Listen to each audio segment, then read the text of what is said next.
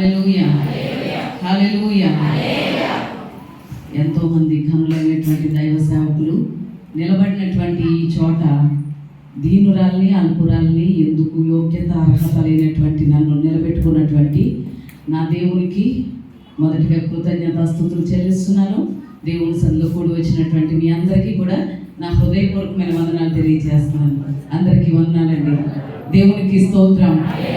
హల్లెలూయా, హల్లెలూయా. ఈ అక్టోబర్ మాసంలో మన వాగ్దానం ఎంతమందికి గుర్తుంది? దేవుడు మనతో చేసినటువంటి ప్రమాణం, దేవుడు మనకి ఇచ్చినటువంటి వాగ్దానం ఎంతమందికి గుర్తుంది? చాలా తక్కువ మందికే గుర్తున్నట్లుంది. ఒకసారి ఆ వాక్యాన్ని చూద్దాం రండి. యెషయా గ్రంథం 45వ అధ్యాయం 17వ వచనం చదువుకుందాం.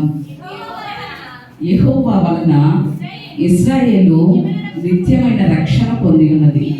మీరు ఎన్నటన్నటికి సిగ్గుపడకయు విస్మయం పొందకయు ఉందురు. దేవునికి స్తోత్రం. హల్లెలూయా.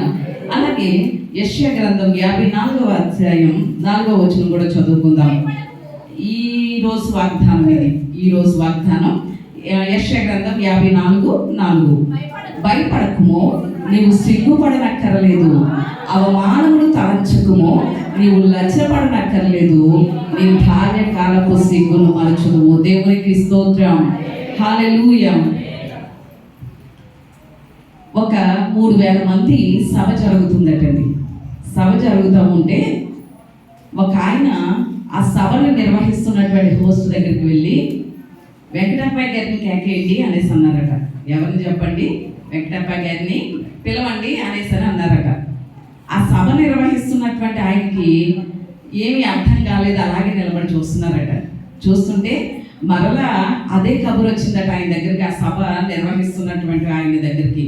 ఏంటి అనేసారంటే వెంకటప్పయ్య గారిని పిలవండి అనేసారు. కానీ ఈయన పిలవాలి అంటే ఆయన ఎవరో ఏమై ఉండాలి? తెలిసి ఉండాలి కదా. ఈరోజు దేవుని సన్నిధికి ఆయన్ని ఆరాధించడానికి వచ్చినటువంటి, ఆయన సన్నిధిలో ఆయన్ని సేవించడానికి, పూజించడానికి వచ్చినటువంటి మనం, ఆయన్ని సొంత రక్షకులుగా అంగీకరించినటువంటి మనం, ఆయన ఎవరో ఖచ్చితంగా మనం ఏం చేసుకోవాలి చెప్పండి?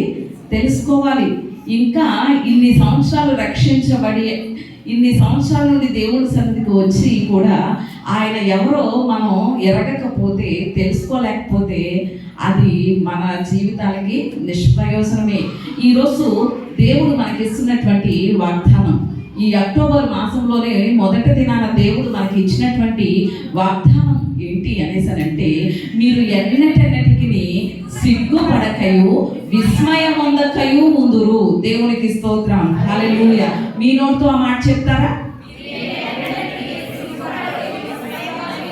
దేవునికి స్తోత్రం. హల్లెలూయా. దేవుడు మనం చెప్పినటువంటి ఆ మాటను ఆమెన్ అనగలిగిన వాడు, మనం ఆరాధిస్తున్న దేవుడు. దేవునికి స్తోత్రం. హల్లెలూయా. వాగ్దానం చేసిన దేవుడు నమ్మదగిన వాడు. ఒకవేళ మనుషులు మాటిచ్చి ఏం చేస్తారు చెప్పండి? తప్పేస్తారు. కానీ నా దేవుడు అలాంటి వాడు కాదు.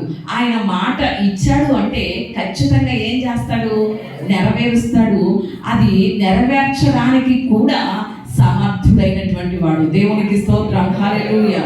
ఈరోజు మనం చాలా మంది ఎలాంటి పరిస్థితుల్లో ఉన్నాము అనేసనంటే దేవునికి తెలుసంటారా లేదా? గడిచిన 3 రోజులే కాదు, 21 దినాల నుండి కూడా మన జీవితాలను గురించి దేవుడు ఎరుగుదుడు. ఇక్కడ నిలబడినటువంటి సేవకులకి మన పరిస్థితులు తెలియదు, మన స్థితిగతులు తెలియదు, మనం ఎదుర్కొనే పోరాటాలు తెలియదు, లేకపోతే మన కుటుంబంలో మనం అనుభవిస్తున్న బాధలు తెలియదు, కష్టాలు తెలియదు, ఇబ్బందులు తెలియకపోవచ్చు. మన ఆత్మీయ స్థితి కూడా ఎలా ఉందో నిలబడే సేవకులకు తెలియదు. కానీ ఎవరికి తెలుసు? అంతరంగాలను లక్ష్య పెడుతూ, అంతరంగాలను పరిశీలిస్తున్నటువంటి నా దేవునికి తెలుసు. దేవునికి స్తోత్రం. హల్లెలూయా. గడిచిన 21 దినాల నుండి కూడా ఆయన మనల్ని దర్శిస్తూనే వచ్చారు, మనతో మాట్లాడుతూనే వస్తున్నారు. మన పరిస్థితులు, స్థితిగతులు అన్నీ కూడా తెలుసు కనుక ప్రతి ఒక్కరిని కూడా ఆయన దర్శిస్తూనే వస్తున్నారు.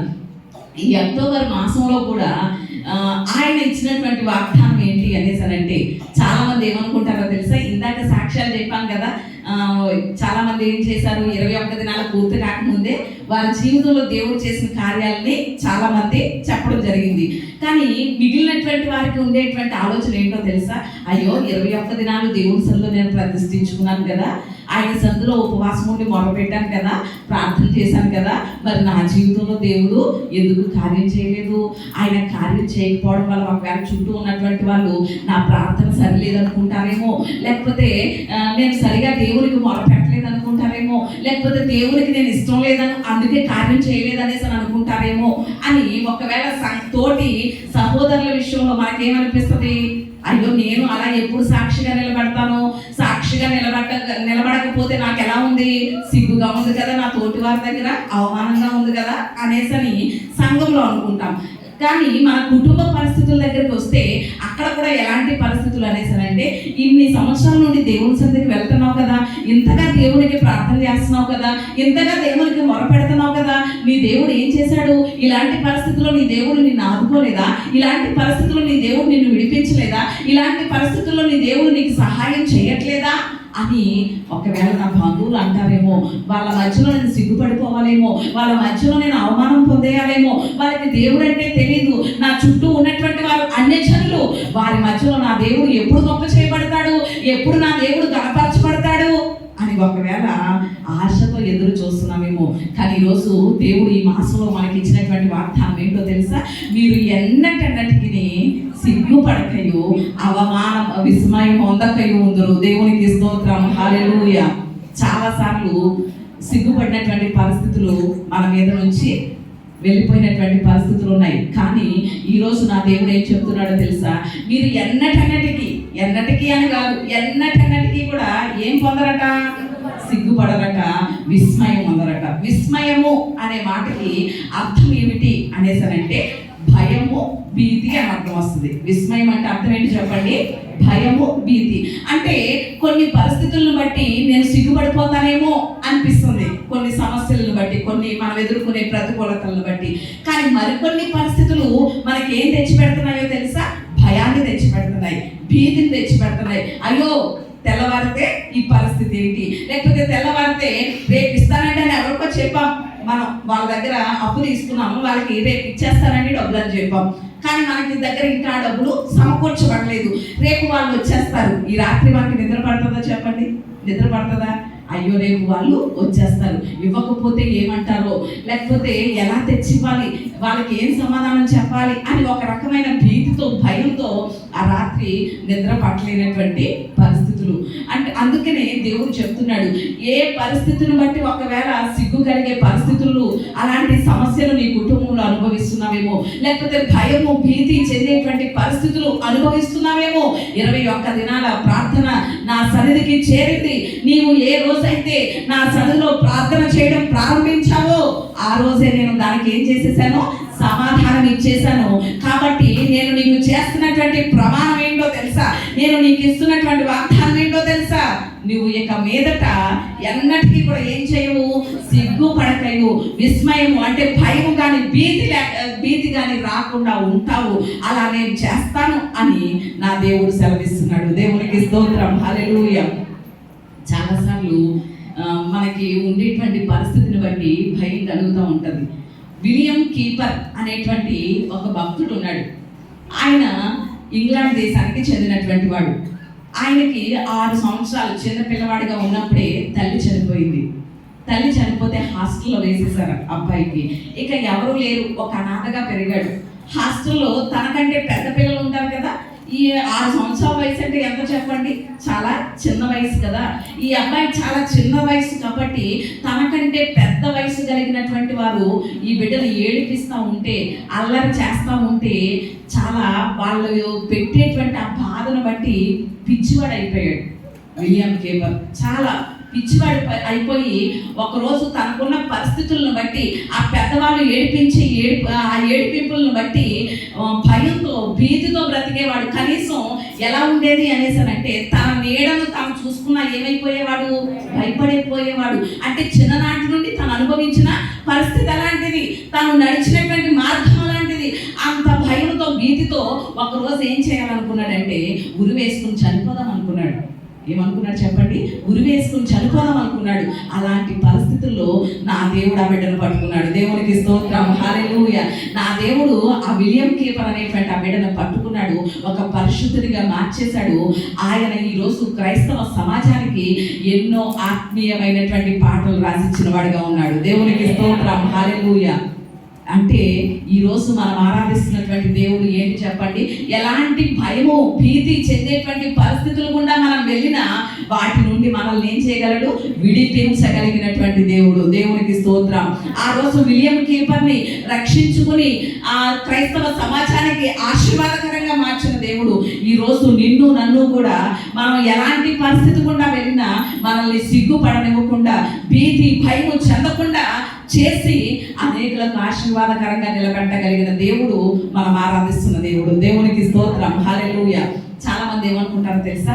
కష్టాల్లో, ఒంటరితనంలో, లేకపోతే ఏం చేయాలో తెలియలేని పరిస్థితుల్లో, అందరి చేత తృణీకరించబడినటువంటి పరిస్థితులు, నెట్టివేయబడినటువంటి పరిస్థితులు, శ్రమలు, బాధలు, నిందలు, వేదనలు, కష్టాలు, ఇలాంటి పరిస్థితులు ఉన్నప్పుడు ఏమనుకుంటారో తెలుసా? చాలా మంది, దేవుడు ఏమీ కూడా నా ప్రార్థన ఆలకించట్లేదు, దేవుడు నన్నేమీ పట్టించుకోవట్లేదు. ఇన్ని రోజుల నుంచి కూడా 21 రోజులు ప్రతిష్ఠించుకుని ఆయన సందులో మొరపెడుతున్నాను కదా, ప్రార్థన చేస్తున్నాను కదా, దేవా నాతో మాట్లాడు, నా సమస్యకి పరిష్కారం ఇవ్వు అనేసని ప్రార్థన చేస్తున్నా కూడా ఆయన నాతో మాట్లాడట్లేదే అనేటువంటి స్థితిలో చాలా మంది ఉంటారు. కానీ ఒక్క విషయం ఆలోచన చేయాలి మనం.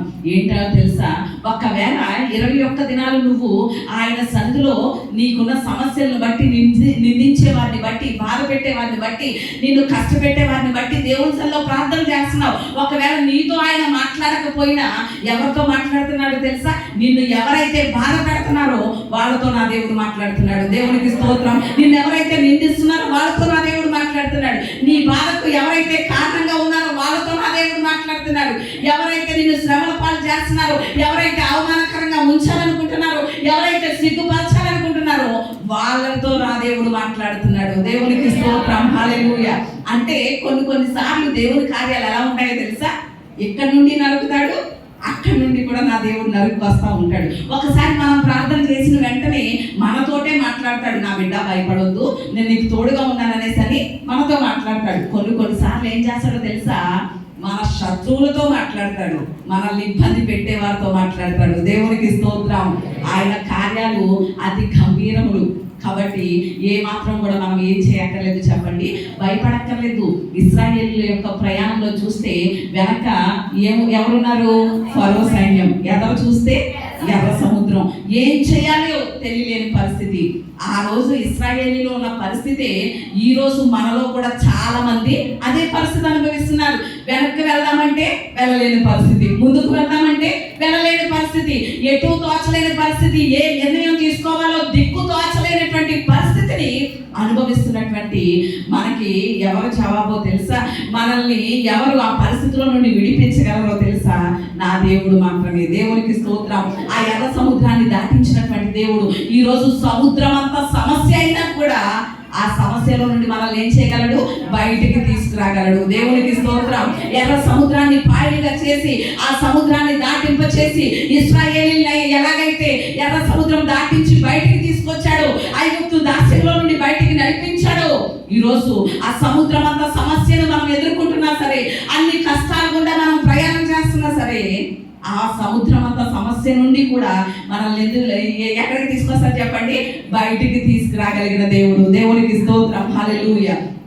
ఈరోజు ఆయన చేస్తున్నటువంటి మాట, ఆయన ఇస్తున్నటువంటి ప్రమాణం ఏమిటి, వాగ్దానం ఏమిటి అనేసి అంటే, మీరు ఎన్నటికి ఏం చేయాలి చెప్పండి?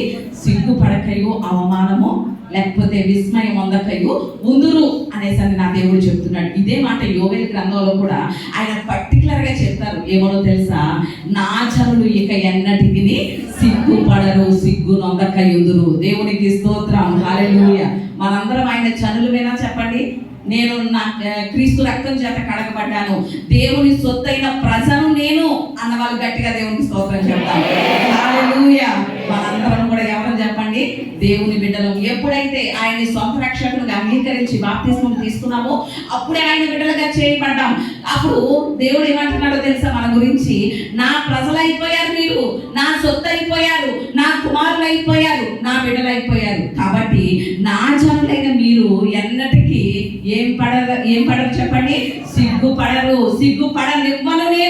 ఎందుకంటే మీ తండ్రిని నేను.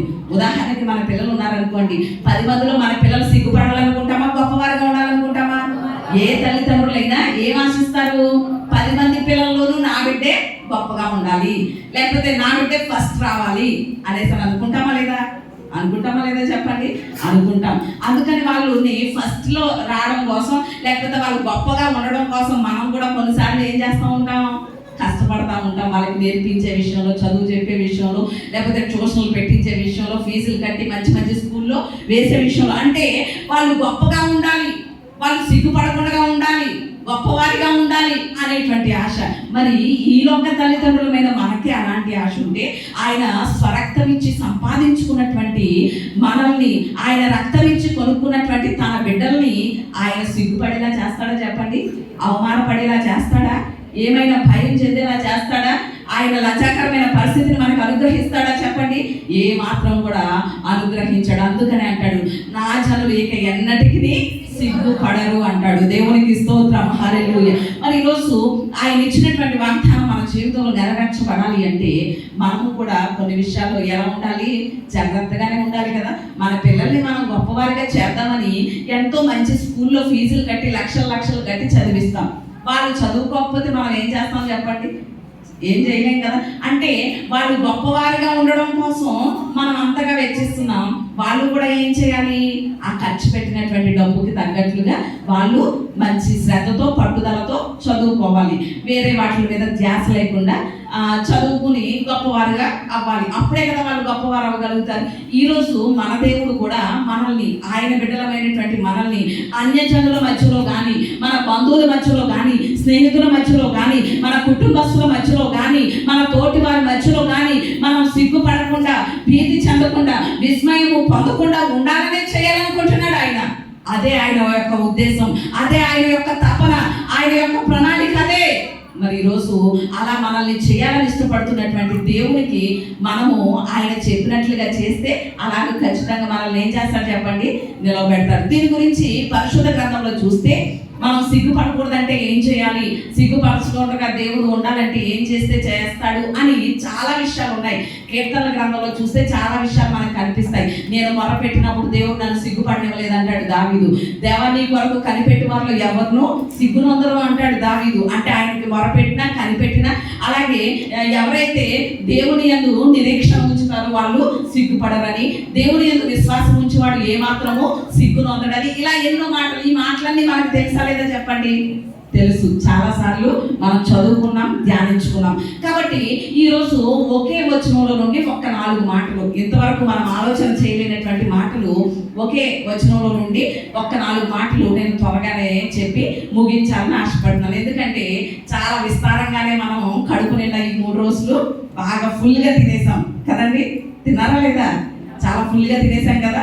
ఇప్పుడు నేను ఎట్టేది ఏంటి అనేసరంటే, ఇంతవరకు దమ్ బిర్యానీ, లేకపోతే చికెన్ కర్రీ, మటన్ కర్రీ ఇలాంటివన్నీ తినేశారు. ఇవన్నీ తిన్నా కూడా లాస్ట్లో ఏం తినాలి? కర్డ్ రైస్ తినాలి కదా.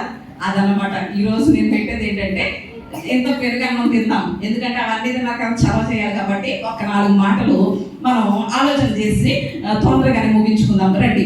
మనం ఎప్పుడు కూడా సిగ్గుపడకుండా, విస్మయం పొందకుండా ఉండాలి అంటే ఎలా ఉండాలి, దేవుడు ఏం చెప్తున్నాడు అనే విషయాన్ని ఆలోచన చేద్దాం. యెషయా గ్రంథం మనం ఈరోజు అనుదిన వాగ్దానంలో మనం పెట్టుకున్నాం కదా, ఆ వాక్యం కూడా ఒకసారి చదువుదాం. ఆల్రెడీ మనం చదివాం కదా. యెషయా గ్రంథం 54:4. భయపడకము, నీవు సిగ్గుపడనక్కర్లేదు, అవమానం తలంచొద్దు, నీవు లజ్జపడనక్కర్లేదు, నీ భార్యకాలపు సిగ్గును మరచదు. ఇక్కడ కూడా అక్కడ దేవుడు చేసిన వాగ్దానమే ఇక్కడ కూడా చేస్తున్నాడు. అక్కడ కన్నా ఇంకా ఇక్కడ ఎక్కువ మాటలు కనిపిస్తున్నాయి. నువ్వు భయపడనక్కర్లేదు, నువ్వు లజ్జపడనక్కర్లేదు, సిగ్గుపడనక్కర్లేదు, అవమానం పడనివ్వను అని దేవుడు ఇంకా కొన్ని మాటలు ఎక్కువ వేసే చెప్తున్నాడు. మరి అలా ఉండాలి అంటే మన స్థితి మనం ఎలా ఉండాలి? దేవుడు ఎక్కడైనా వాగ్దానం చేశాడంటే అక్కడ ప్రక్కన ఏముంచుతాడు చెప్పండి? ఖచ్చితంగా షరతులు కూడా పెడతాడు. అవునా లేదా? షరతులు పెడతాడు. షరతులు కూడా మనం ఏం కొరకే. ఆ షరతులు కూడా మనం తీసుకోవాలి. ఒక వాగ్దానం తీసుకుంటేనే కాదు, ఆ షరతుల ప్రకారంగా మనం జీవించినప్పుడే ఆ వాగ్దానాన్ని స్వతంత్రించుకోగలుగుతాం. ఇక్కడ దేవుడు ఇచ్చేటువంటి షరతులు ఏంటి అనేసి అంటే 54:2 చదవండి ఒకసారి. నీ గుడారపు స్థలమును విశాలపరచుము, నీ నివాస స్థలముల తెరలు నిరాటంకముగా సాగనిము, నీ త్రాళ్లను పొడుగు చేయుము, నీ మేకులను దిగగొట్టుము. దేవునికి స్తోత్రం, హల్లెలూయా. ఇక్కడ దేవుడు చెప్తున్నాడు, ఆయన ఇచ్చే వాగ్దానానికి ముందు నీవు ఇలా ఉంటే నేను అప్పుడేం చేస్తాను, కుడి వైపుకి ఎడం వైపుకి నేను విస్తరింప చేస్తాను, అవమానపరచకుండా, సిగ్గుపడకుండా, విస్మయం పొందకుండా నేను చేస్తాను అని తర్వాత వాగ్దానాన్ని దేవుడు రాయించాడు. అంటే ఇక్కడ మనం చదువుకున్నటువంటి 54 వచనంలో 4 విషయాలు మనకు కనిపిస్తాయి. 4 వస్తువులు కనిపిస్తాయి. అవేంటి అనేసనంటే, మొట్టమొదటిది ఏమంటున్నాడు, నీ గుడారపు స్థలము. అంటే మొట్టమొదటిది ఏంటి చెప్పండి, గుడారం. ఏంటి, గుడారం. రెండవది ఏం కనిపిస్తున్నాయి ఇక్కడ మనకి, నివాస స్థలముల తెరలు. రెండవది ఏంటి చెప్పండి, తెరలు. ఒకటేంటి, గుడారం, 2 తెరలు. మూడవది కూడా చూద్దాం మనం. ఇక్కడ ఏమని ఉన్నాయంటే, నీ త్రాళ్లను పొడుగు చేయము. మూడవది ఏంటి, త్రాళ్ళు. ఏంటి చెప్పండి, త్రాళ్ళు. నాలుగవది కూడా చూద్దాం, నీ మేకులను దిగగొట్టుము. 4వ వస్తువు ఏంటి, మేకులు. అంటే ఈ వచనంలో దేవుడు మనకి ఇచ్చే షరతులు ఏంటి అనేసనంటే, ఈ షరతుల్లో 4 వస్తువులు కనిపిస్తున్నాయి. ఒకటి ఏంటి చెప్పండి, గుడారం. ఏంటి, గుడారం. రెండవది ఏంటి, తెరలు. మూడవది త్రాళ్ళు. నాలుగవది మేకులు.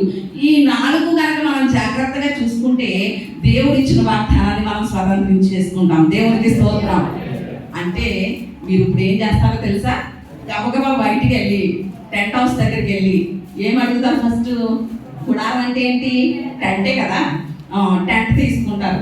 రెండవది ఏం తీసుకుంటారు, తెరలు, కర్టెన్స్ తీసుకుంటారు. మూడవది తాళ్ళు తీసుకుంటారు. నాలుగవది మేకులు తీసుకుంటారు. తీసేసుకుని ఇంట్లో పెట్టేసుకుంటే దేవుడు సిగ్గుపడకుండా, విస్మయం పొందకుండా చేసేస్తాడా?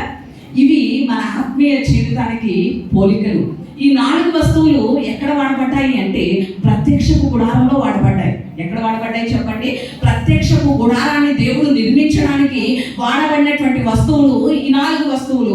ఈ 4 వస్తువులు దేవుని సేవ జరిగేటువంటి ప్రత్యక్షపు గుడారంలో వాడబడ్డాయి.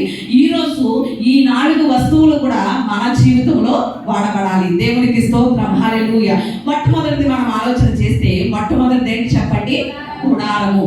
ఏంటి చెప్పండి, గుడారము. గుడారము అంటే 2 అర్థాలు వస్తాయి.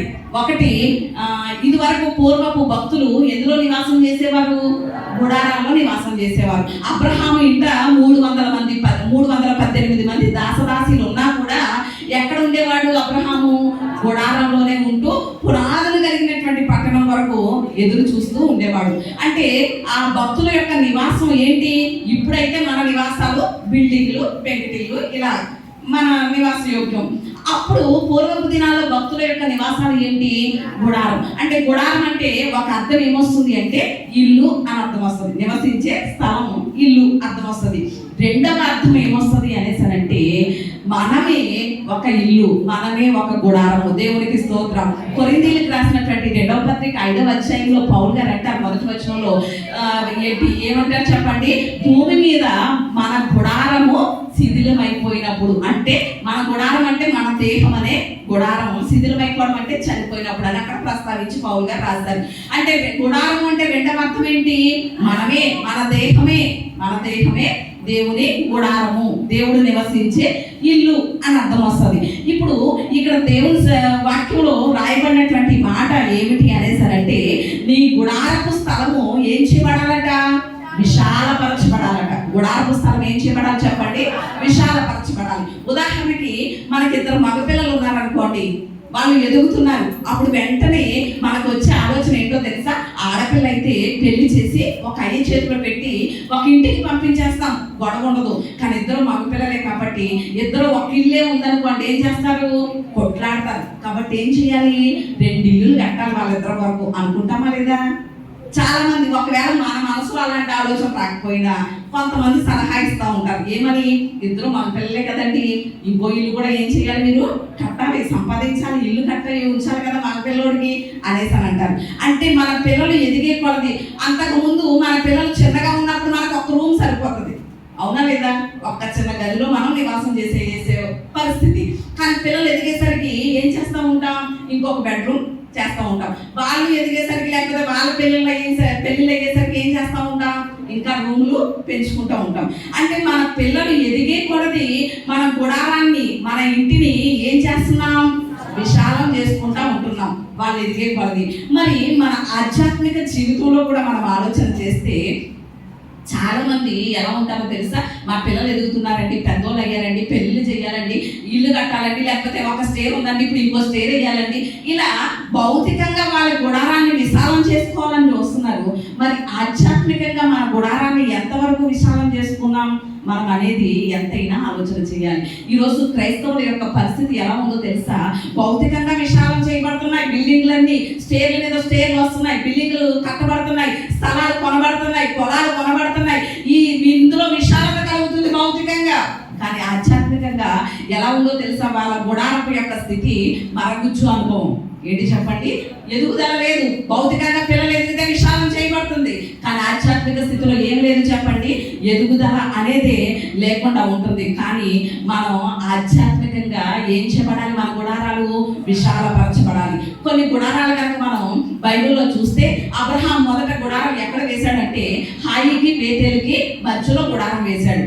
అంటే అది ఎలాంటి అనుభవం మనకి నేర్పిస్తుంది అనేసి అంటే, అటు ఇటు ఉండే పరిస్థితి. హాయ్ ఇటువైపు ఏ ఊరు ఉంది? హాయి ఉంది. ఇటువైపు ఏ ఊరు ఉంది? బేతేలు ఉంది. రెండింటికి మధ్యలో వేసాడట.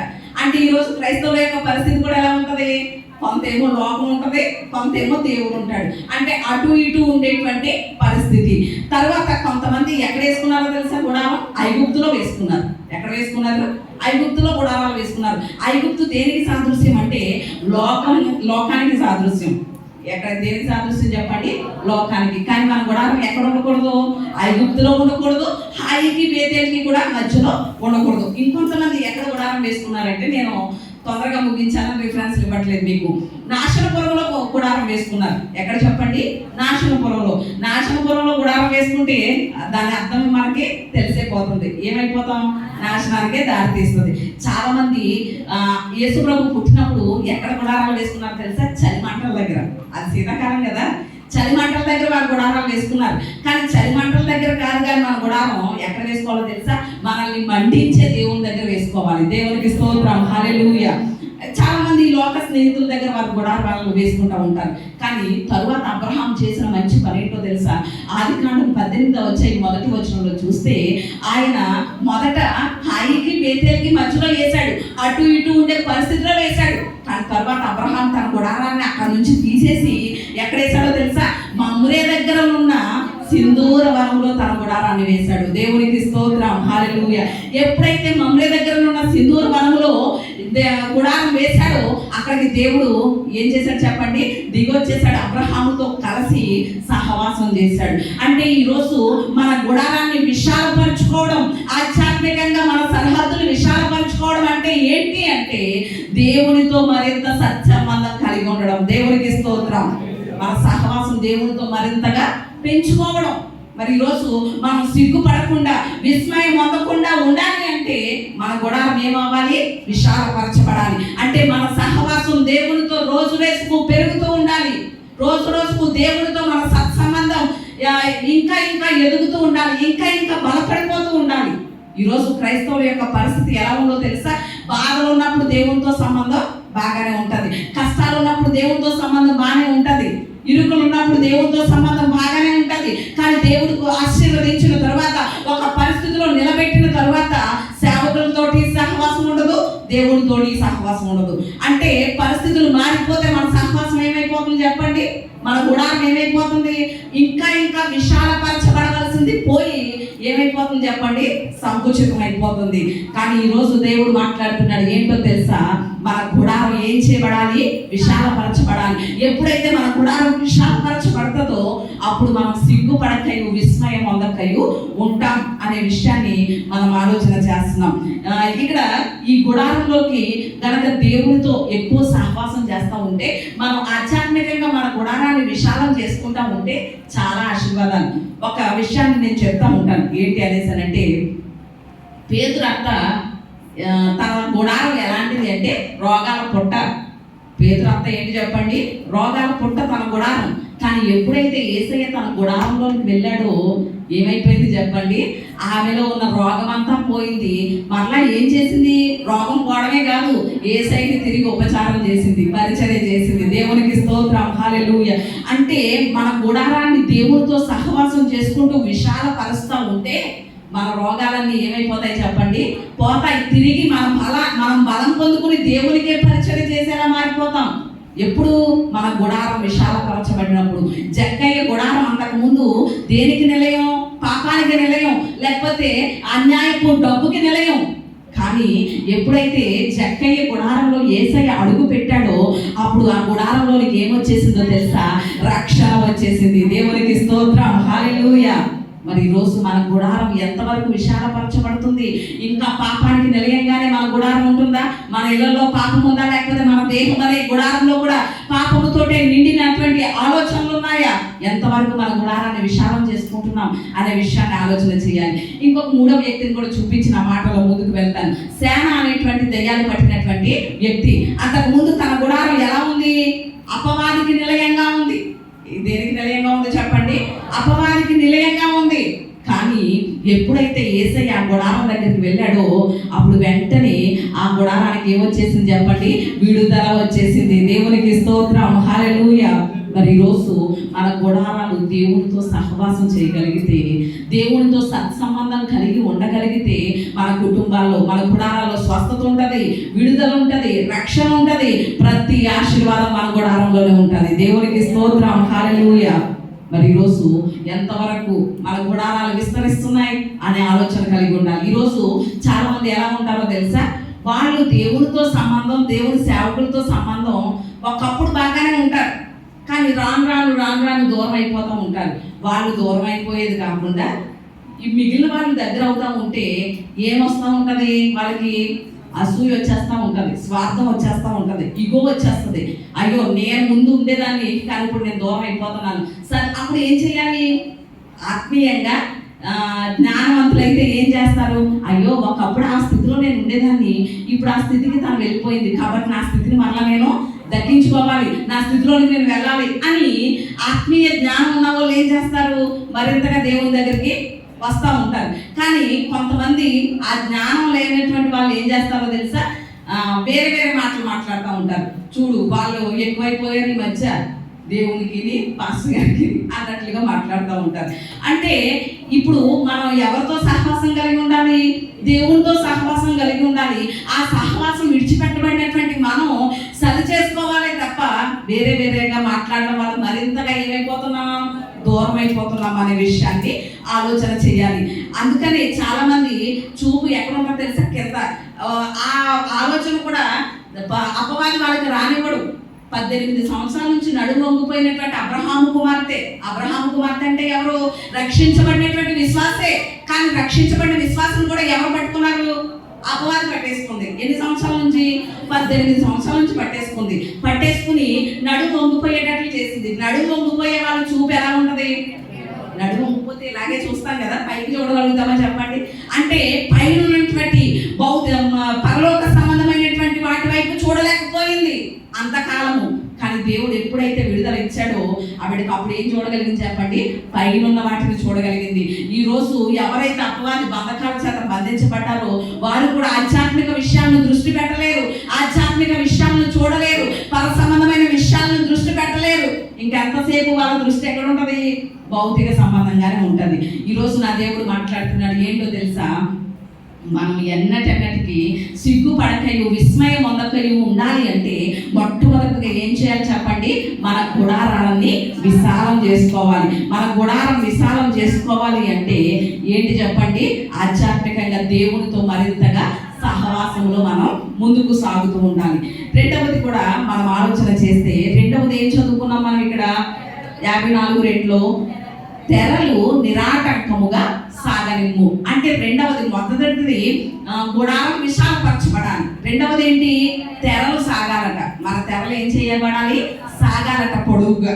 తెరలు అనేసనంటే ఈ మాట మనకి ప్రత్యక్ష గుడారంలో కనిపిస్తూ ఉంటది. 3 చోట్ల దేవుడు ఏం చేయమన్నాడు? ప్రత్యక్ష గుడారంలో 3 ప్రక్కల చెక్కలతో కట్టించాడు. కానీ ఎంట్రన్స్ లో మాత్రం ఏం కప్పమన్నాడు? తెరలు కప్పమన్నాడు. తెరలు కప్పమని దేవుడు చెప్తే మూడు ప్రక్కల చెక్కలతో నిలబెట్టారు ప్రత్యక్షపు గుడారాన్ని. ఎంట్రన్స్ అయ్యే ప్రక్క మాత్రం ఏం కప్పారు? వాళ్ళు తెరలు కప్పారు. ఆ తెరల కోసమట స్త్రీలు ఏం చేశారట? ఎర్ర రంగు నూలు, నీలి రంగు నూలు, ఇలా రంగురంగు నూలుతో ఆ వాటిని అల్లి దేవుని మందిరం కోసం ఇచ్చారట. అంటే ఈ తెరలు ఎలా కనిపించింది ప్రత్యక్ష గుడారంలో? రంగురంగులు అంటే ఆకర్షణకి, అలంకారానికి కూడా సాదృశ్యంగా ఉన్నాయి. తెరలు అనే మాట ఒకటి ఆకర్షణను చూపిస్తుంది, రెండు అలంకారాన్ని కూడా మనకి చూపిస్తుంది. అంటే అక్కడ ఒక్క విషయం మనం ఆలోచన చేయాలి. ప్రత్యక్ష గుడారంలో మూడు ప్రక్కల చెక్కతో ఉండి ఈ ప్రక్క మాత్రం తెరలు కప్పబడ్డాయి అంటే అందరికీ ప్రత్యక్ష గుడారంలోకి వెళ్ళే వారికి దేనికోసం చెప్పండి?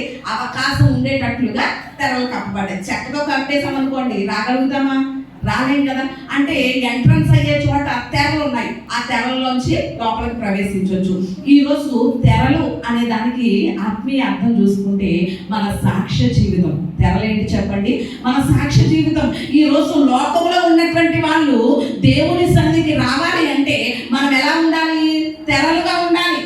అడ్డుబండల్లాగా కాదు, చెక్కల్లా కాదు, దేవుని సన్నిధికి రావడానికి ఆటంకంగా కాదు. మనం ఎలా ఉండాలి చెప్పండి? తెరలుగా ఉండాలి. తెరలు అంటే మన సాక్ష్య జీవితం. ఈ రోజు వరకు కూడా దేవుని నమ్ముకుని కూడా మన సాక్ష్యాన్ని మనం కాపాడుకోలేకపోతే, మంచి సాక్ష్యం కలిగి ఉండకపోతే మన ద్వారా అన్యజనులు దేవుని సన్నిధికి రాగలుగుతారా చెప్పండి? ఆకర్షించబడగలుగుతారా? ఆకర్షించబడలేరు కదా, దేవుని సన్నిధికి నడిపించబడలేరు కదా. అంటే ఈ తెరలు ప్రత్యక్షపు గుడారం దగ్గర ఉన్నటువంటి ఆకర్షణ కలిగించే, అలంకరణ కలిగించే తెరలు ఎలా ఉన్నాయో ఈరోజు ఆధ్యాత్మికంగా కూడా మన సాక్ష్య జీవితం అనేకులకి ఏం చేయబడాలి? ఆకర్షించబడాలి. దేవుని సన్నిధికి వెళ్ళాలి అనే ఆకర్షణ కలిగించాలి. వాళ్ళు దేవుని సన్నిధిలో దేవుని రక్తం చేత కడగబడి పరిశుద్ధ అలంకరణలతో అలంకరించబడాలనే అలంకరణ కలగాలి. మరి రోజు మన సాక్షి జీవితం ఎలా ఉంది? ఎంతైనా పరిశీలన చేసుకోవాలి కదా.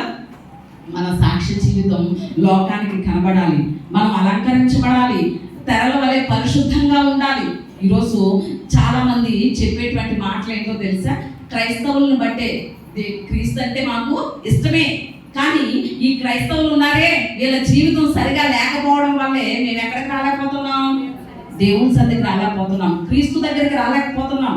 గడిచిన 2వ తారీఖు మహాత్మా గాంధీ జయంతి జరిగింది. గాంధీ గారు చెప్పిన మాట కూడా ఇదే. క్రీస్తు యొక్క బోధలు ఆయనకి ఇష్టపడ్డారు. వాటన్నిటిని బట్టి అహింసనే ఫాలో అయ్యారు ఆయన. అన్నీ కూడా క్రీస్తు యొక్క ప్రబోధాలన్నీ కూడా నచ్చినాయి. వాటిని అవలంబిస్తూ తన జీవితాన్ని సాగించారు. కానీ రక్షించబడడానికి మాత్రం ఎవరు అడ్డొచ్చారో తెలుసా? క్రైస్తవులు అడ్డొచ్చారు. అంటే ఈరోజు ఆయననే కాదు, ఇలా చాలా మంది దేవుని సన్నిధికి రాలేకపోవడానికి కారణం క్రైస్తవులే కారణం. మన సాక్ష్యమే, మంచి సాక్ష్యం లేకపోవడమే. దేవుణ్ణి నమ్మి కూడా ఇంకా మన సాక్ష్యం లేకపోవడాన్ని బట్టి క్రీస్తు సన్నిధికి అనేకులు రాలేకపోతున్నారు. ఈరోజు నా దేవుడు ఏమడుగుతున్నాడో తెలుసా? నీవు ఎన్నటన్నిటికీ సిగ్గుపడకుండా, విస్మయం పొందకుండా ఉండాలి అంటే ముందు నీ సాక్ష్య జీవితాన్ని బాగు చేయి. నీ సాక్ష్య జీవితం బాగున్నప్పుడు, నీ సాక్ష్య జీవితం ద్వారా అనేకులు నా సన్నిధికి వచ్చినప్పుడు నీకేం కలుగుతుంది?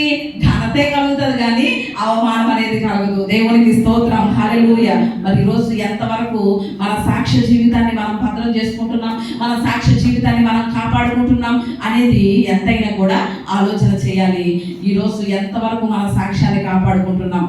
చాలాసార్లు ఈ విషయాన్ని ఆలోచన చేయాలి. ఉప్పు వేయకపోతే కూరకి రుచి వస్తుందో చెప్పండి? రుచి రాదు. కానీ రుచిగా ఉన్నటువంటి కూరలో ఉప్పు తీయగలరా మీరు? రుచిగా ఉన్న కూరలో ఉప్పును తీయగలరా? పోనీ ఉప్పు వేశారు కాబట్టి, నన్ను వేశారు కాబట్టి ఈ రుచి వచ్చింది అని అది చెప్పడానికి ఉప్పు మీకు కనిపిస్తుందా? కూరలో కనిపిస్తుందా? కనిపించదు కదా. ఈరోజు మనము కూడా అలాగే ఉప్పులాగే కనబడకూడదు కూరలో, కానీ మన సాక్ష్యం మాత్రం ఏమి ఇవ్వాలి? అనేకులకి సాక్ష్యం ఇవ్వాలి. దేవునికి స్తోత్రం. మనం కనబడక్కర్లేదు, కానీ మన సాక్ష్యం అనేకుల్ని క్రీస్తు దగ్గరికి నడిపించాలి. మనం కనబడక్కర్లేదు, కానీ మన సాక్ష్యం అనేకుల్ని దేవుని దగ్గరికి రప్పించగలగాలి, అనేకుల్ని ఒప్పించగలగాలి. అలాగున మన సాక్ష్య జీవితాన్ని మనం కాపాడుకోగలగాలి అనే విషయాన్ని ఎంతైనా ఆలోచన చేయాలి. కానీ ఈరోజు క్రైస్తవులు పడిపోయేది ఎక్కడో తెలుసా? సాక్ష్యం దగ్గరే పడిపోతున్నారు. ఎక్కడ పడిపోతున్నారు చెప్పండి? సాక్ష్యం దగ్గరే సాక్ష్యాన్ని కాపాడుకోలేకే పడిపోయేటువంటి పరిస్థితి. ఒక చిన్న తప్పిదాన్ని బట్టి వాళ్ళ సాక్ష్యాన్ని ఏమైపోతున్నారు?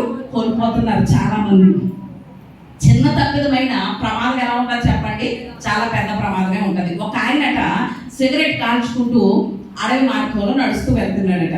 వెళ్తూ ఆ సిగరెట్ అయిపోయిన తర్వాత చిన్న ముక్క అలా విసిరేసి వెళ్ళిపోయాడట. వెళ్ళిపోతే ఆ సిగరెట్ చిన్న ముక్కే లాస్ట్ లో, కానీ విసిరేసిన అడవి మాత్రం ఏంటి? పెద్దది. ఆ పెద్ద అడవిని ఈ సిగరెట్ ముక్క ఏం చేసింది? కాల్ చేసింది. అంటే అది చిన్నదే కానీ పెద్ద అడవిని ఏం చేసింది? తగలబెట్టేసింది. ఈరోజు మన ఆధ్యాత్మిక జీవితంలో కూడా చిన్నదే తప్పిదం, కానీ ఏం చేస్తుంది? మన సాక్షి జీవితాన్ని పాడు చేసేస్తుంది. అనేకులు దేవుని సన్నిధికి రాకుండా అడ్డుకుంటుంది. నిజంగా జరిగిన సంఘటన ఒకటి చెప్పి నేను నా మాటలో ముందుకు వెళ్తాను. అమెజాన్ అడవుల్లో ఒక చెట్టు ఉందటండి, పెద్ద చెట్టు. గడిచిన శ్రేణ గుడిలో కూడా నేను గుర్తు చేశాను విషయాన్ని. అమెజాన్ అడవుల్లో ఒక పెద్ద చెట్టు ఉంది.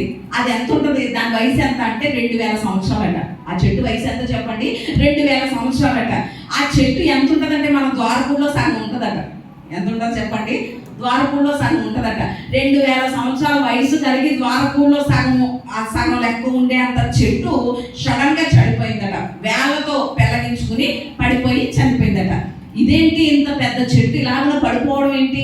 2000 సంవత్సరాల ఆయుష్ కలిగినటువంటి చెట్టు ఇలాగ చనిపోవడం ఏంటి అని సైంటిస్టులు పరిశోధన చేస్తారు కదా. పరిశోధన చేస్తే వాళ్ళకి ఒక విషయం తెలిసిందట. చెట్టు ద్వారపూడిలో సగం ఉంది, 2000 సంవత్సరాలు బ్రతికింది, కానీ ఆ చెట్టు మధ్యలో ఒక చిన్న చెద పట్టిందట. ఏం పట్టింది చెప్పండి? చిన్న చెద.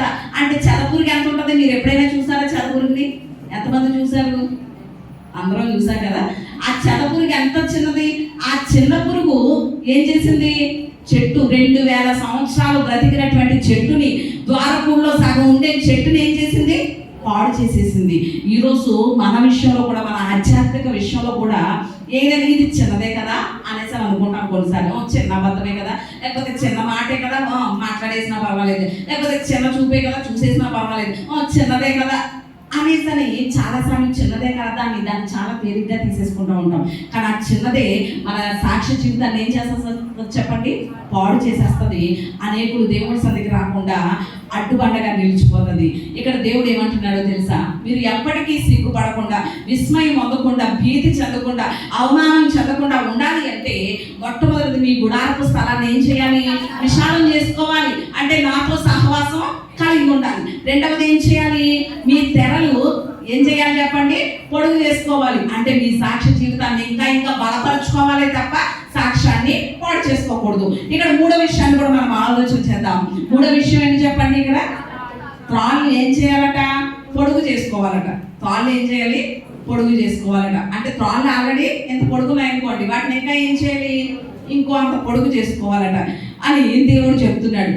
తాళ్ళతోటి దేన్నైనా మనం ఏం చేస్తాం? అదుపు చేస్తాం కదండి. పశువులు ఉన్నాయి ఉదాహరణకి, వాటిని అదుపు చేయాలంటే దేనితో బంధిస్తాం? తాళ్ళతోటే కదా కడతాం, లేకపోతే అవి ఏముండవు, అదుపుండవు కదా.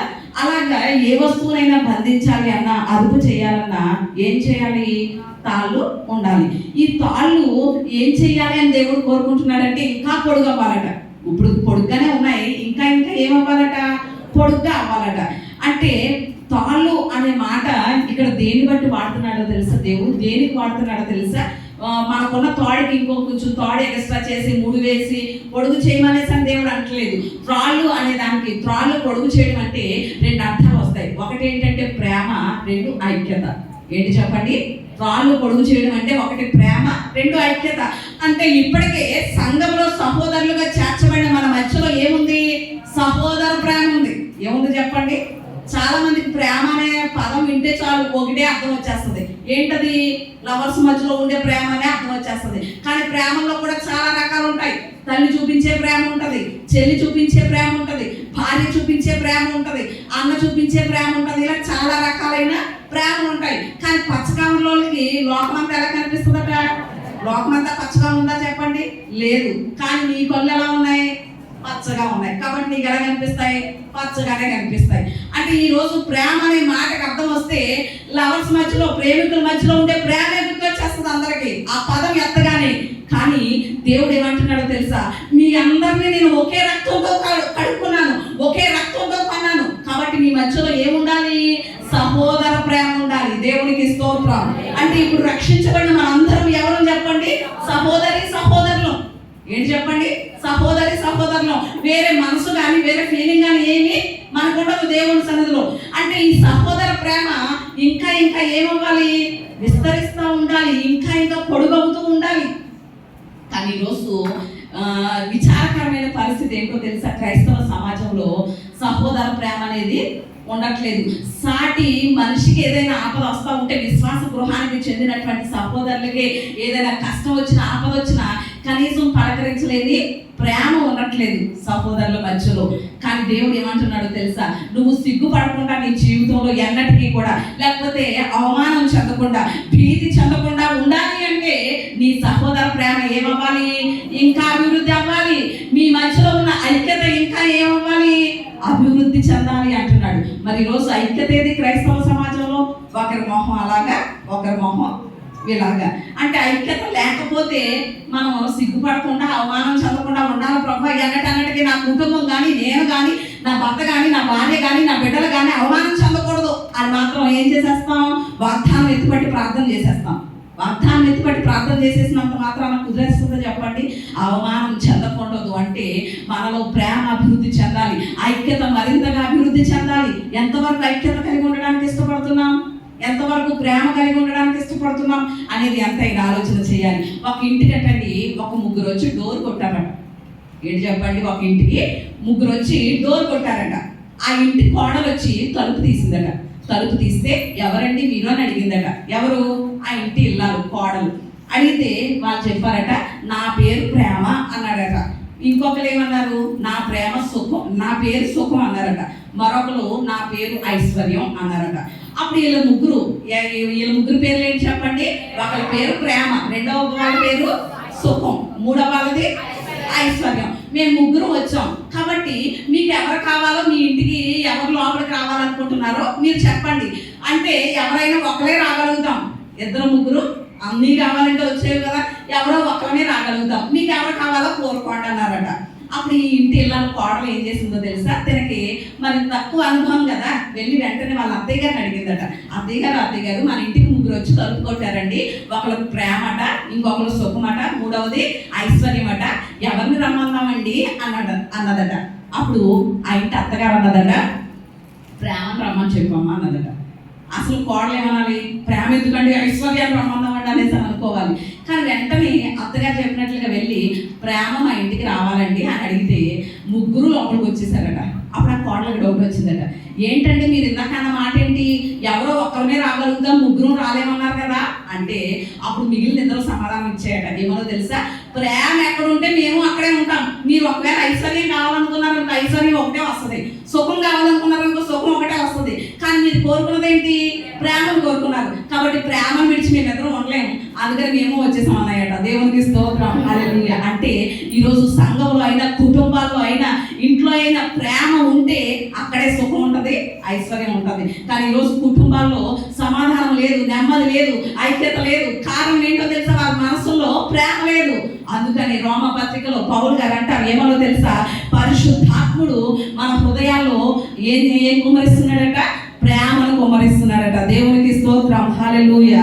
మరి ఈరోజు ఎంతవరకు మనం ప్రేమను కలిగి ఉండగలుగుతున్నాం, ఐక్యతను కలిగి ఉండగలుగుతున్నాం? అందుకని దేవుడు ఏమంటాడో తెలుసా, హోషేయ గ్రంథంలో కనుక మనం చూస్తే 11వ అధ్యాయం 4వ వచనంలో, స్నేహబంధం అనే త్రాడును వేసి మిమ్మల్ని ఏం చేశాను, నాకు ఆకర్షించుకున్నాను, నాతో బంధించుకున్నాను అంటాడు దేవుడు. అంటే ఆయన మనకి ఎలాంటి తాడు కట్టాడట, స్నేహబంధం అనే తాడు కట్టాడట. దేవుడు ఏం చేశాడు చెప్పండి, స్నేహబంధం అనే తాడు కట్టాడు. ఒక భార్యకి తాళి కడితే భర్తకి ఏమవుతుంది చెప్పండి, జీవితం అంతా బద్దురాలు అవుతుంది కదా. అలాగే దేవుడు మనకి ఏ తాడు కట్టాడట, స్నేహబంధం అనే తాడు కట్టాడట. అందుకే మనందరిని ఆయన ప్రేమలో బంధించేసుకున్నాడు. మరి ఈరోజు మనం ఎంతవరకు కూడా ప్రేమ చేత బంధించగలుగుతున్నాం? ఒక ఆయన ఉన్నారట, ఆయన అంటే ఇంకొక ఆయనకి పడదట. అసలు ఎప్పుడు కూడా దెబ్బలాడుతూనే ఉంటారట. దెబ్బలాడుతూ ఉంటే ఆ పక్కింటి ఆయన ఎప్పుడు కూడా వీళ్ళ మీద విషయం చూపించుకోవటం, ఎప్పుడు దెబ్బలాడుతూనే ఉంటాం. ఏ విషయంలో దొరుకుతాడా దెబ్బలాడేద్దామని చూస్తూ ఉంటాడట. అప్పుడు వేరే ఆయన అన్నారట, ఎందుకంటే మీరంటే ఆయనకు అసలు పడదు అనేసి అడిగితే అప్పుడు ఈయన అన్నారట, మొదట ఆయన, సర్లేండి నేనంటే గిట్టట్లేదు కదా, ఎప్పుడు నన్ను అవమానపరచాలని లేకపోతే నన్ను ఎప్పుడు బాధ పెట్టాలని చూస్తున్నాడు కదా, ఈసారి ఖచ్చితంగా ఆయన ఏం చేస్తాను, చంపి తీరుతాను అన్నాడట. ఏమన్నారు చెప్పండి? చంపేస్తాను అనేసి అన్నాడట. ఒకరోజు ఎప్పుడు ఇబ్బంది పడతాడు చూసావా, ఆయనకి తన భార్య బండి మీద వెళ్తా ఉంటే యాక్సిడెంట్ అయిందట. యాక్సిడెంట్ అయ్యి చాలా ఇబ్బందికరమైన పరిస్థితుల్లో ఇద్దరు కూడా హాస్పిటల్లో చేర్చబడ్డారట. ఆ యాక్సిడెంట్ అవ్వడం ఎవరు చూసారంటే, ఎవరినైతే ఇబ్బంది పడుతున్నారో ఆ వ్యక్తి చూసారట. వెంటనే తీసుకెళ్లి హాస్పిటల్లో జాయిన్ చేసి వారికి అవసరంగా ఉన్నటువంటి బ్లడ్ తక్కువైపోయిందంటే ఈయన బ్లడ్ ఇచ్చి వాళ్ళని బ్రతికించారట. అప్పుడు మూడో ఆయన ఉన్నారు కదా, ఎప్పుడు ఇబ్బంది పెడతారు ఏంటంటే చంపేస్తానన్న చెప్పిన వ్యక్తి ఉన్నాడు కదా, ఆయన వచ్చి అదేంటంటే చంపేస్తానన్నావు కదా, వాళ్ళిద్దరూ చనిపోయే పరిస్థితుల్లో ఉంటే బ్రతికించామెందుకు అని అడిగాడట. అప్పుడు ఈయన ఏమన్నాడు తెలుసా? అవును చంపేస్తానన్నాను, దేంతో తెలుసా? ప్రేమతో చంపేస్తానన్నాడట. దేవునికి స్తోత్రం, హల్లెలూయా. అంటే ఈరోజు మనకి ఎవరి మీదైనా కోపం ఉన్నా, విరోధం ఉన్నా దేంతో చంపాలి? కత్తుల్లో కాదు, దేంతో చెప్పండి? ప్రేమతో చంపేస్తే వాళ్ళకి తెలిసి వచ్చేస్తుంది అనమాట. అయ్యో నేను ఎంత ద్రోహం చేశాను, ఎంత అవమానం చేయాలనుకున్నాను, లేకపోతే ఎలాంటి మాటలు మాట్లాడాను, ఎంతగా నిందించాను, ఎంత అపార్థం చేసుకున్నాను అయ్యో అని వాళ్ళ పశ్చాత్తాపానికి ఇంకేముండదు చెప్పండి? అంతులు ఉండదు, అవధులు ఉండదు అనమాట. ఈరోజు దేవుడు మన దగ్గర నుంచి కోరుకునేది ఏంటో తెలుసా? మనం ప్రేమలో ఇంకా అభివృద్ధి చెందాలి, ఐక్యతలో అభివృద్ధి చెందుతూ ఉండాలి. క్రైస్తవ సమాజం అంటేనే ఐక్యతకి సాదృశ్యమని చూపించాలి లోకానికి. క్రైస్తవులు అంటేనే ప్రేమ కలిగిన వాళ్ళని చూపించాలి లోకానికి. మరి రోజు ఎంతవరకు ప్రేమించగలుగుతున్నాం, ప్రేమ కలిగి ఉండగలుగుతున్నాం, ప్రేమలో పొడుగు చేయబడుతున్నాం, లేక ఐక్యతలో పైర్లో ఏముండదు, ఐక్యత ఉండదు, లేకపోతే సంఘంలో ఏముండదు, ఐక్యత ఉండదు. ఐక్యత లేకుండా పాడితే దేవుని అభిషేకం దిగొస్తుందో చెప్పండి? ఏక మనసు లేకుండా, ప్రేమ లేకుండా, ఒకరిని నిందించుకుంటూ నిలబడినంత మాత్రాన దేవునికి ఆరాధన అంగీకారం అవుతుందా? ఏ మాత్రం అవుతుంది. మనం ఎంత మైకులు పట్టుకుని చించేసుకుని పాడేసుకున్నా కూడా మనలో ప్రేమ లేకపోతే, ఐక్యత లేకపోతే, సమాధానం లేకపోతే అది దేవునికి అంగీకారమైన అర్పణ కాదు. కాబట్టి ఈరోజు దేవుడు మన దగ్గర నుంచి కోరుకునేది తాళ్ళు పొడుగు చేసుకోవాలట. ఏం పొడుగు చేసుకోవాలి చెప్పండి? మన తాళ్ళు అంటే ఆ తాళ్ళు ఏంటి అంటే ప్రేమ, ఐక్యత అనే తాళ్ళు ఇంకా పొడుగు చేసుకుంటూ వాటిలో మనము అభివృద్ధి చెందాలి. 4వ మాట కూడా చెప్పి నేను ముగిస్తాను. 4వది ఏమంటున్నాడు దేవుడు ఇక్కడ? నీ మేకులు దిగగొట్టుము. 4వది ఏంటి చెప్పండి? మేకులు ఏం చేయాలట? దిగగొట్టాలట. మేకులు దిగగొట్టడం అనేసానంటే, ఇప్పుడు ఉదాహరణకి మనం బయట ఎండగా ఉంది కదా అని ఒక టెంట్ పురమాయించాం అనుకోండి. టెంట్ పురమాయించినప్పుడు టెంట్ నిలబెట్టారు కర్రలతోటి, తాళ్ళు గట్టిగా లాగి కడతారు కదా తాళ్ళు. టెంట్ వేయడం చూసారా? ఎవరైనా చూసారు కదా? ఆ టెంట్ నిలబెట్టినప్పుడు తాళ్ళు ఏం చేస్తారు? బలంగా లాగుతారు, ఎందుకంటే టెంట్ సమానంగా వస్తుంది అనేసి. ఆ తాళ్ళు లాగి ఆ తాళ్ళకి ఏం కొడతారు? కింద భూమిలో గట్టిగా మేకు కొడతారు. ఆ మేకు ఏం కొట్టాలి? ఎలా కొట్టాలి? గట్టిగా కొట్టాలి. గట్టిగా కొట్టలేదు అనుకోండి, ఆ మేకు ఊడిపోద్ది, టెంట్ ఏమైపోద్ది? కూలిపోద్ది కదండి. అంటే ఇక్కడ మన మేకులు గట్టిగా కొట్టాలట. ఏం కొట్టాలి చెప్పండి? గట్టిగా. 2 ఎక్కడ కొట్టాలో తెలుసా? ఇసుకలో కొట్టాలనుకోండి, ఆ మేకు ఏమైపోద్ది? టెంట్ కూలిపోద్ది. ఏమైపోద్ది? శ్రద్ధగా వినాలి దేవుని వాక్యం. ఇసుకలో కొడితే ఏమైపోద్ది? టెంట్ కూలిపోద్ది. ఎక్కడ కొట్టాలి? సరి అయినటువంటి నేలలో కొట్టాలి. ఎక్కడ కొట్టాలి చెప్పండి? సరి అయినటువంటి బండ కలిగినటువంటి రాయి మీద కొడితే ఆ టెంట్ అలా నిలబడుతుంది. ఈరోజు మనము కూడా ఈ మేకులు కొట్టబడాలి అనేసానంటే, దిగగొట్టబడాలి అనేసానంటే, అది ఆ టెంట్ స్థిరంగా ఉండాలి అంటే సరి అయినటువంటి చోట బలంగా మేకు ఎలా అయితే గట్టిగా కొట్టబడాలో, ఈరోజు మనము కూడా ఆధ్యాత్మిక స్థితిలో స్థిరత్వం కలిగి ఉండాలి. ఏం కలిగి ఉండాలి చెప్పండి? స్థిరత్వం. అంటే ఈ మేకులు కొట్టబడడానికి ఆత్మీయ అర్థం స్థిరత్వం. ఏంటి చెప్పండి? స్థిరత్వం అంటే ఇంతవరకు మనం కలిగిన ప్రార్థనా జీవితాన్ని ఏం చేసుకోవాలి? ప్రార్థనా జీవితంలో స్థిరంగా ఉండాలి. మనం కలిగిన విశ్వాసంలో ఏమి ఉండాలి? స్థిరత్వం ఉండాలి. లేకపోతే మన సాక్షి జీవితంలో ఏమి ఉండాలి? స్థిరత్వం ఉండాలి. లేకపోతే దేవుని విషయంలో, కార్యాలు చేసే విషయంలో ముందుకు వస్తున్నామా, వాటిలో కూడా ఏముండాలి?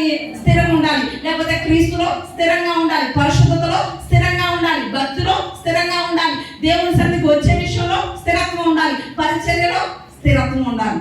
ఈరోజు చాలా మంది క్రైస్తవులు ఎలా ఉంటారు తెలుసా? వాళ్ళు చేయాలనుకున్నారనుకోండి, వచ్చి చేసేస్తూ ఉంటారు పరిచర్య, లేకపోతే ఆగిపోతూ ఉంటారు. వాళ్ళు చేయాలనుకున్నారనుకోండి, 2-3 గంటలు కన్నీటితో ప్రార్థన చేసేస్తూ ఉంటారు. ఆ ప్రభు నశించి ఆత్మలు రక్షించి ప్రభు అని. లేదనుకోండి ఏమైపోతారు? ఇంకా అంతే, ఇక ప్రార్థన అక్కర్లేదు.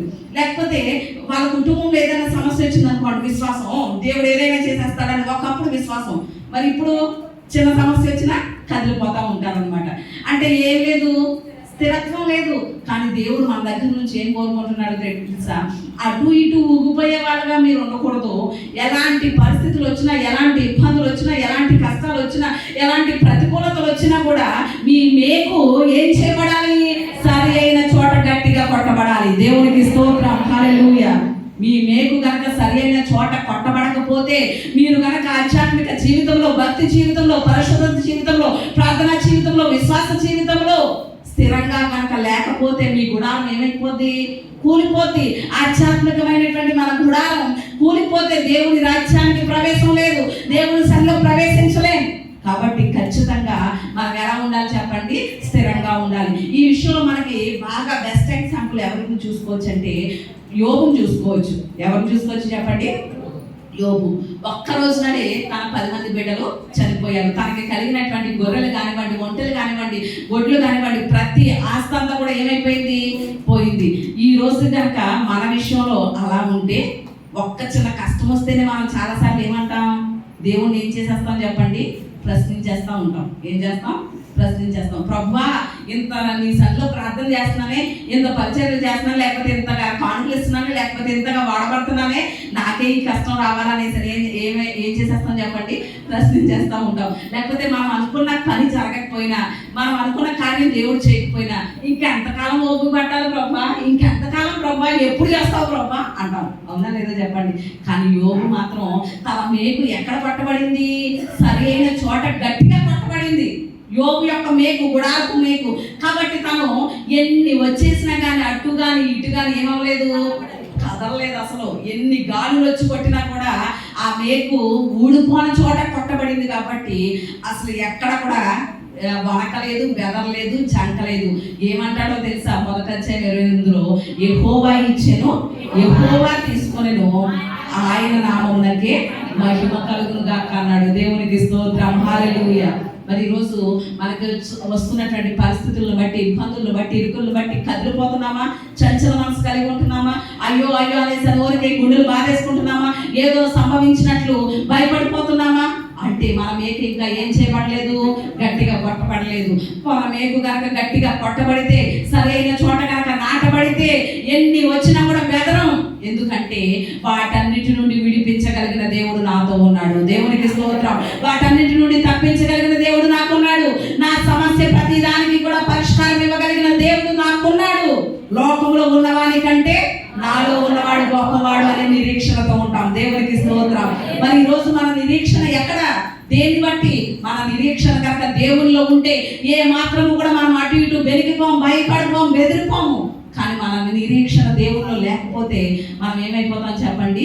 అటు ఇటు ఊగిపోతూ ఉంటాం, ఊగిసలాడిపోతూ ఉంటాం, భయపడిపోతూ ఉంటాం, బెదిరిపోతూ ఉంటాం. ఒక ఉరిశిక్ష పడిందట ఒక ఖైదీకి. ఏం పడింది చెప్పండి? ఉరిశిక్ష పడిందట ఒక ఖైదీకి. ఉరిశిక్ష పడితే ఇక ఉరి తీయడానికి సిద్ధం చేసేస్తే ఆ వ్యక్తి అన్నాడట రాజు గారు, మీరు కనుక నాకు 1 సంవత్సరాన్ని పొడిగిస్తే, నా ఉరి శిక్షని 1 సంవత్సరం తర్వాత వేస్తామంటే, ఈలోగా మీరు ఎక్కి కూర్చున్న గుర్రాన్ని ఏం చేస్తాను? నేను ఎగిరేలా చేస్తాను అన్నాడట. ఏమన్నాడు చెప్పండి? ఏమన్నాడు? మీరు కనుక 1 సంవత్సరం నా ఉరి శిక్షను వాయిదా వేస్తే, ఈ సంవత్సర కాలంలో నేనేం చేస్తాను?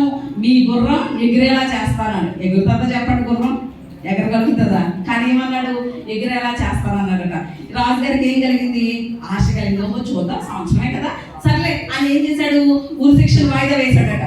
సంవత్సర కాలం ఉరి శిక్షను వాయిదా వేశాడట. ఈ సంవత్సర కాలంలో కనుక నువ్వు గుర్రాన్ని ఎగిరేలా చేయకపోతే అప్పుడు ఉంటుంది నీ పని, ఉరి వేసేస్తాను అన్నాడట రాజుగారు.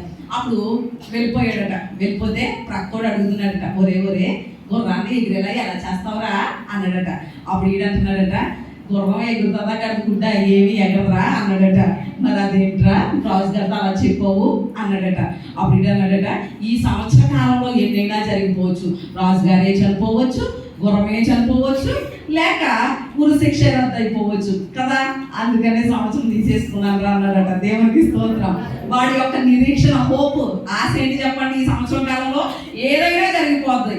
కాబట్టి సంవత్సర కాలం కేవలం ఏం చేసుకున్నాను, నా ఉరి శిక్షనే రద్దు చేయించేసుకున్నాను అని. అంటే ఒక ఉరి శిక్ష పడినటువంటి ఖైదీయే గుర్రాన్ని ఎగిరేలా చేస్తాననేసి అని మాట ఇచ్చి ఏం చేశాడు, తన ఉరి శిక్షను.